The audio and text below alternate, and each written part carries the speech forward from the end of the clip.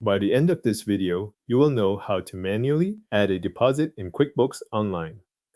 Start from your QuickBooks Online dashboard and click the plus New button.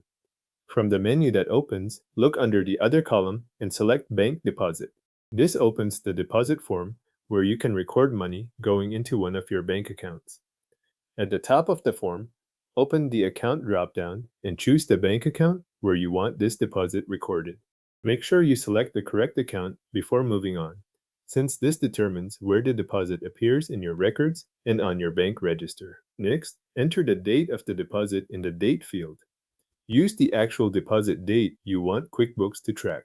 This helps keep your books aligned with your bank activity and makes the transaction appear in the right period.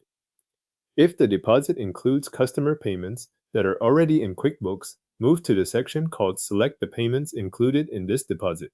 In that area, review the available payments and check the box beside each one that belongs in this deposit. As you select each payment, QuickBooks adds it to the total for this transaction.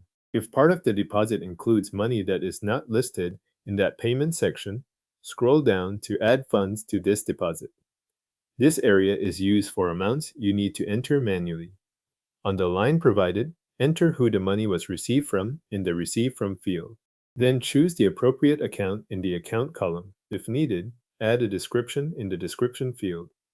You can also choose a payment method and enter a reference number if that information applies to the deposit you are recording. Then enter the amount on that same line.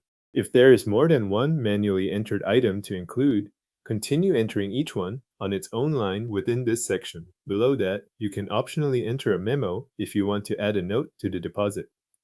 If cashback is part of the transaction, complete the cashback fields as needed. If neither of those applies, you can leave those areas unchanged and continue to the final review. Before saving, look over the total deposit amount and confirm that it matches the amount you want to record. This is a good point to make sure the selected payments and any manually added funds are all included correctly. When everything looks right, click Save and New if you want to record this deposit and immediately open a blank deposit form for another one. If you are finished, use the drop-down and select Save and Close instead. Your deposit is now manually recorded in QuickBooks Online.